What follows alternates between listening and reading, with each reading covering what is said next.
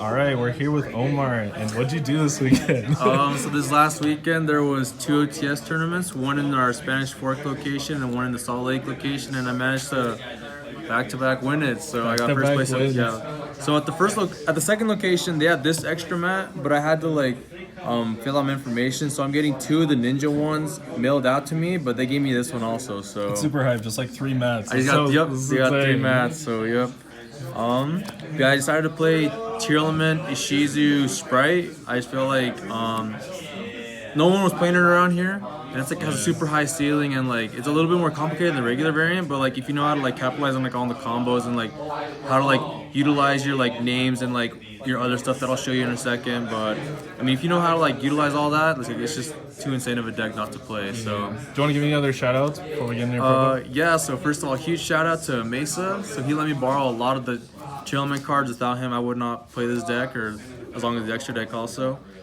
Shout out to one of my boys, Zaddy Dom. He knows who he is. He hypes me up all the time. He hyped me up throughout the weekend. So shout out to him, along with Zaddy Brandon, and then everyone else who showed me love throughout the weekend when I played this deck and like throughout both tournaments. So yeah, and shout out to my mom. She's insane too. So she's insane. Yeah, she's insane.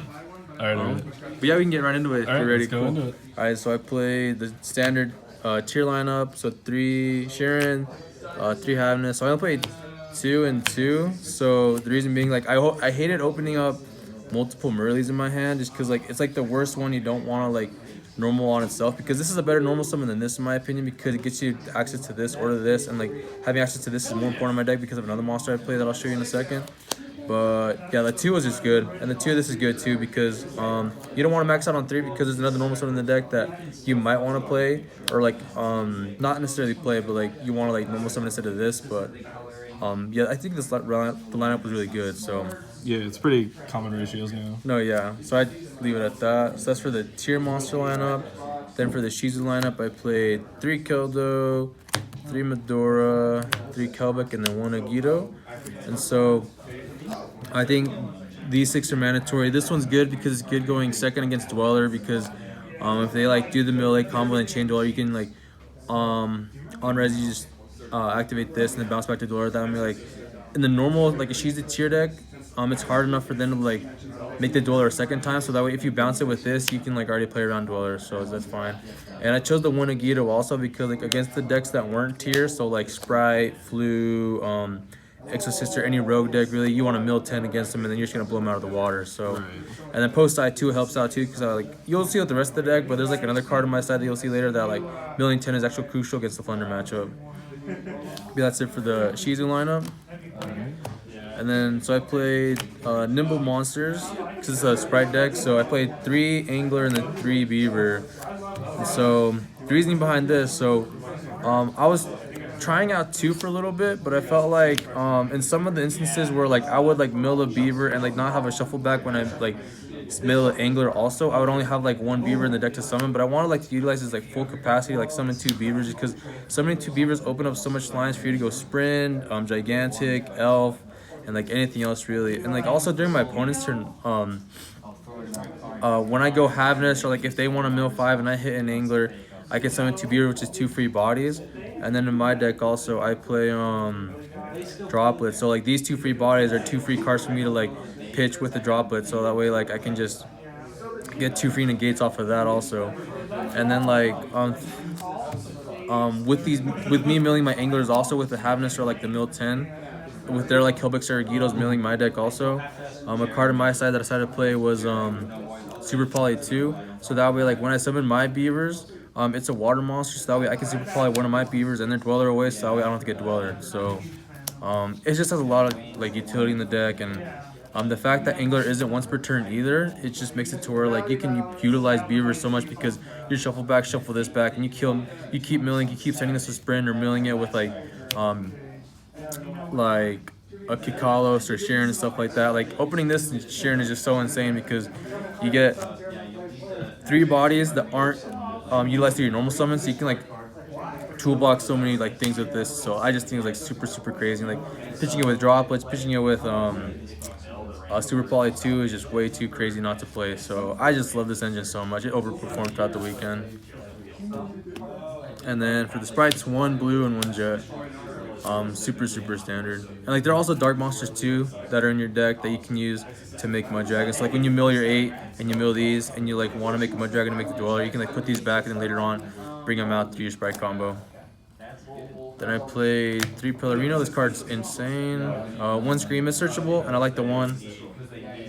And then I played 1 Instant, 1 Smashers, and then 1 Terraforming for the rest of the 1-ofs. Just really good. And then I decided to play 3 Droplet just because it's okay against the mirror if they don't have crime, but most of the time they will have crime, so it just sucks. But I didn't want to main Super Poly in place of this just because like it's Super Poly isn't good in the Thunder matchup, whereas this is better in the Thunder matchup because I can negate the statue and the Impin. And like if I'd pitch like a mill 5 card, I can just go in, or if I like pitch like an Angler, that can also go in too. So I feel like this is just better in the main overall. And then I played 1 Crime and 1 Solix. I just wanted like my go first hands to be better with the Crime because like against the Thunder matchup they play a lot of like blowout cards like Lightning Storm or Geki, Dark Hole, Evenly Matched, stuff like that. So like having this to like utilize to negate those cards are like really crucial, and then the 1 Solix is just really crucial too. But yeah, it was 40 cards, so I like the list. Yeah, 40 clean 40. Everything in. Yeah, I did fit it. It's a lot of cards, but I want like to keep it as simple as 40 as possible because like post side you want to see your side cards. Like you also want to see like the droplets more often too. So. And then yeah, that's the main deck, and then we'll go into the extra deck. So I played 1 Abramax. I thought this was really good just because like in the mirror if they want to like try and out your dweller but like running over it, you can just summon this guy because like in your end combo you're gonna have something in like in the lines of like an elf with like an IP and then like a dweller or like maybe like also a mannequin cat, which I'll explain this in a second, or like you'll have like a Kaleido or a Rokalos or something. Like you just like depending on the matchup you'll like make this turn, but like most of the time you'll end on with these 2, and then depending like what you play against you'll like make this it's like undestructible, like everything else is like not destructible either, so it's just super hard for your opponent out at it. But yeah, so that's why I played that. And then also like in the Thunder matchup, I'll explain like the scenario later, but it's like it comes with the side deck that this card just helps out a lot. Then like I also played the 2 Sprights, so 1 Elf, 1 Spren. These cards are too crazy, especially this card. This card can like either Alex is like you getting 2 bodies, you're getting 1 body in the form of a fusion, or 2 bodies in the form of 2 beavers. So it's just way too crazy for this deck. 1 IP just because when you make this board right here, like with these 2 in the end board, you can either make this or you can make this to either like fuse during your opponent's turn too. So it's just pretty crazy.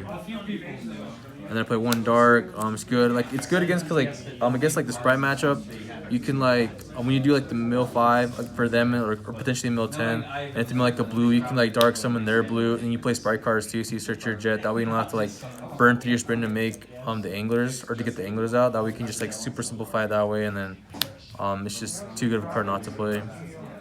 And then 1 Baguska. It's just there for the Thunder matchup when they ship to you, which comes up a lot.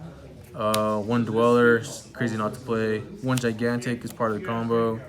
And then 1 Mannequin Cat. So this card, I think is really good. But you have to like really be technical on like how you use it too, because it's not just a card you can like freely play and like think like you know what you're doing. Like there's like crazy lines. There's like a crazy line throughout the weekend where like for example, I remember like it was against like a Sprite Tri-Brigade player where like I had a field spell, and then at one point he had like a DD Crow in his graveyard.